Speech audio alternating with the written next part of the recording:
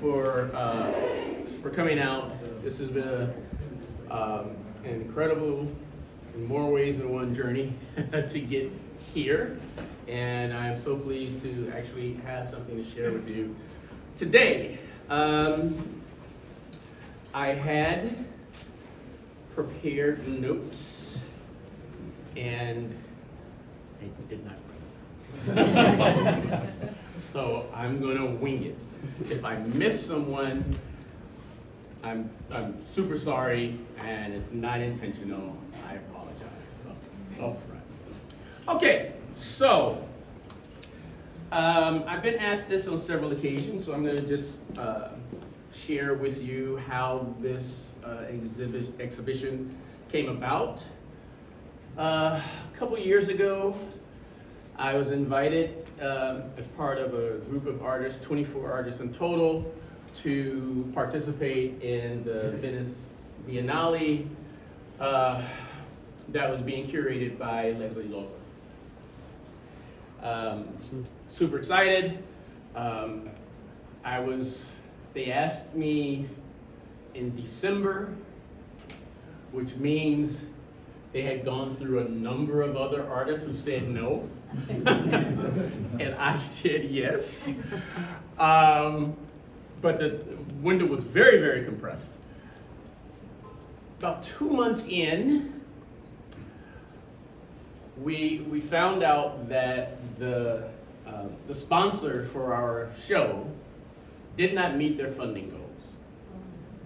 So all 24 of us had been working on work. Me, I was the last person to be added, so I had been working on stuff for about 2.5 months. Other people had been working on it for 6 to 8 months with no place to put it. The sponsor did try to salvage something and said, well, we can only take 12 of you, and we can only take things that are going to be mounted on the wall. And a lot of us,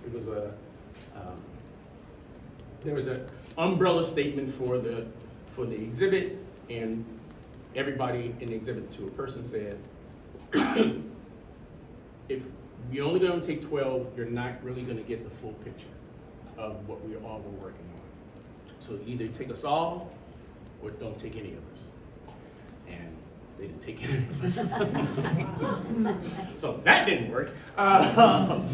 So I'm sitting on some work that I really didn't know what to do with.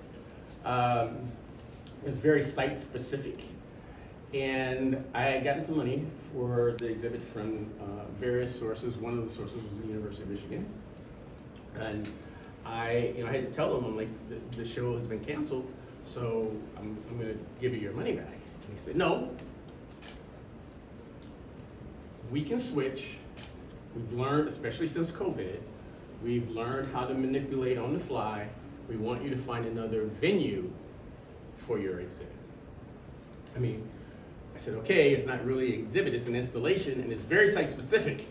They said, we don't care, find something. All right, so it took a while, and the Historical Museum, the Historical Society were very kind, and when I approached about revamping my entire installation into an exhibition, and he said yes.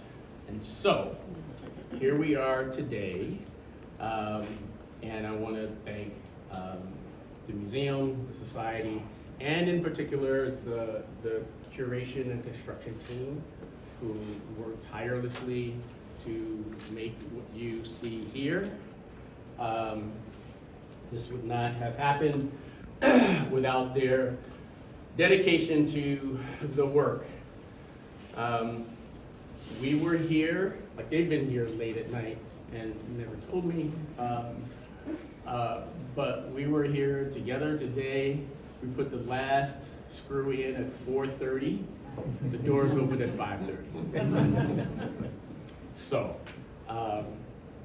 this doesn't happen without them. Also, I would like to thank the two young ladies who graciously worked on these two models that you see here before you. I have to tell you a story about like both of them for a second. So this model, the more classical one, this is the first time this has been shown. A 3D image of this building has been shown anywhere in the world. It was the first design for what has turned out to be the museum in Washington D.C. It was released in 1924, designed by the architect E.R. Williams, Edward Ross Williams, and the only image that existed was this.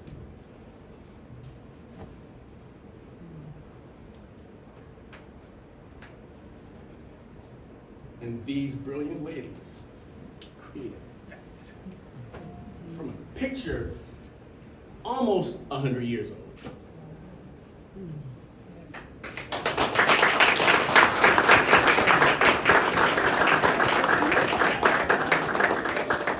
So, I'd like you to raise your hand, Zena and Jasmine. These are the two young ladies.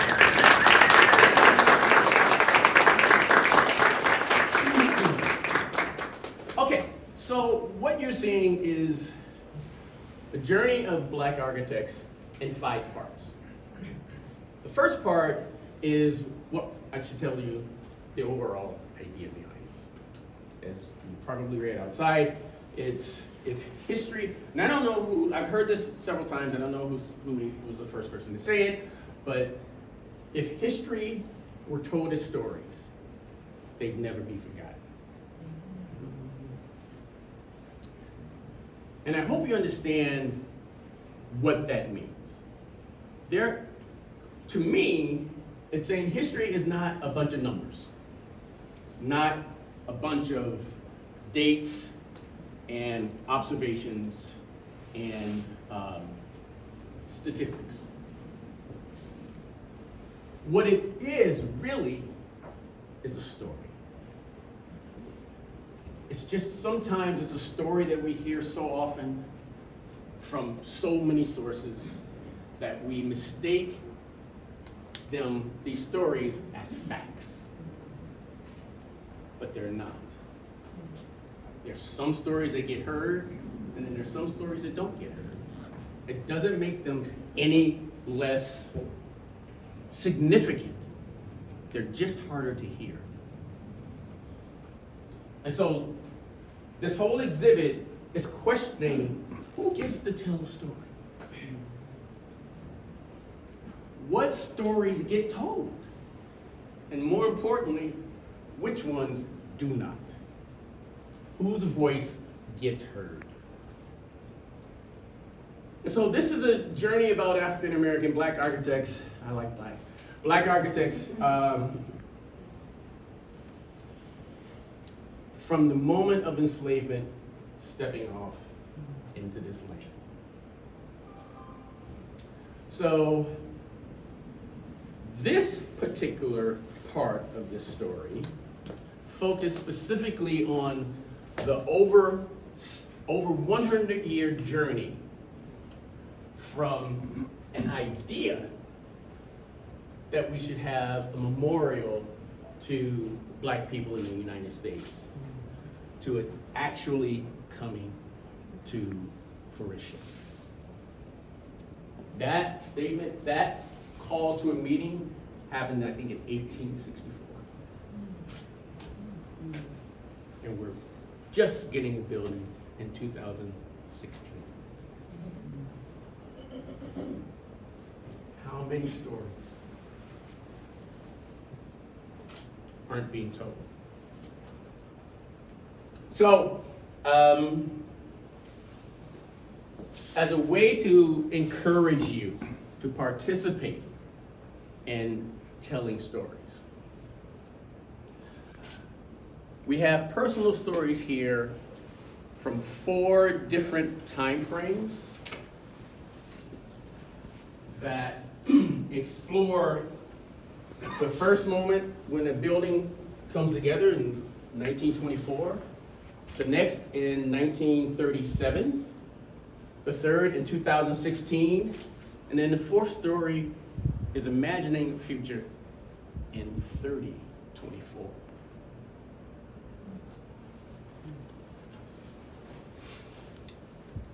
You are encouraged to not only read these stories, but change these stories. Those tiles there and the pens at these tables are yours to write on. Yours to add to the story. Tell us a story that hasn't been told. Tell us a story we haven't heard. Whose voices in 1937 aren't we talking about? Whose voices in 3024, in an imagined world, who would be talking about this now? You are encouraged to read these stories, change these stories, add these stories, participate in making history. Your stories are just as valid. And you're encouraged to do that. The second part is pretty much giving an overview of the journey of Black architects since setting foot over 400 some odd years ago. I went to school and never had anybody teach me about a Black architect. Undergrad, graduate, never. And I'm in Detroit. I had one Black faculty member for one day, Rainey Hamilton. He took over in the studio because his boss was my design instructor. And he had to go to a meeting or something, and he asked Rainey to take over.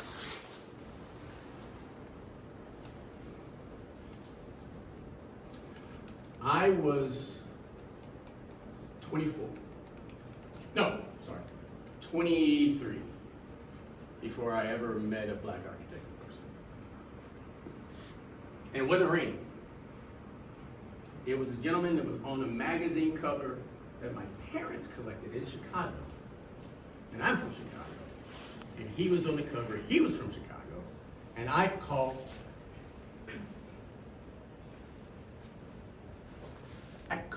called him. And begged him to let me come see him.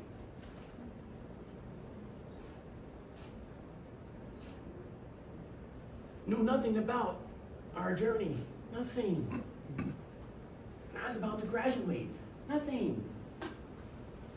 So this is my attempt to correct that, so that people will not have the ability to say, Black architects don't exist. I've never seen one, I've never heard one. That's a lie.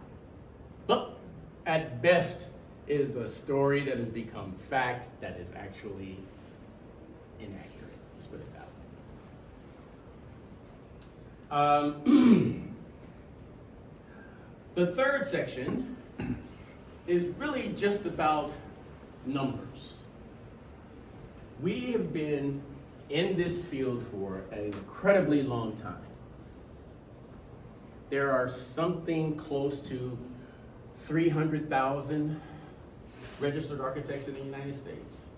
About half of them are registered here, and another half have come from other locations around the world to practice here. Black architects in the United States make up, at best, 3,000. Still 3,000. Women, just got over 600. Just got over. As a matter of fact, it's kind of a point of pride when black female architects run into each other. One of the first things they ask is, what's your number? What's your number? So that just back there just sort of talks about, you know, where the journey is now. Okay? The other section is talking about specifically Detroit, because we're in Detroit.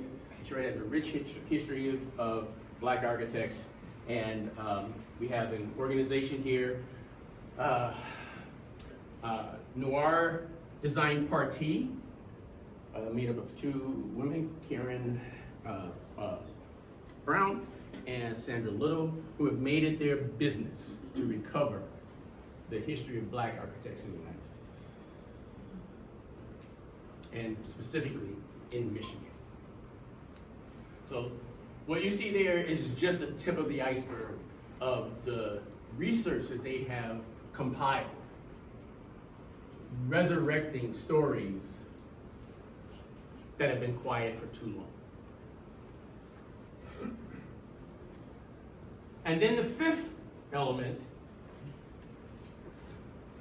is imagining an architecture that comes specifically from black culture. Not something that has been adopted, not something that has been taught, not something that we've copied, something that comes specifically from black culture. So that section there is about hip hop architecture. So all in all, you have 5 different stories about the African American, black architect's journey in the United States. One last thing I want to mention is the idea of telling stories is the engine that drives this exhibit. So these privileged people here are actually sitting on the front porch under a veranda that is an African architectural intervention into America. It didn't exist before the enslaved Africans got here. This is what they brought. Telling stories. The trusses or the beams that you see here are reminiscent of the second identifiable element brought to American architecture by black builders. That is a shotgun house.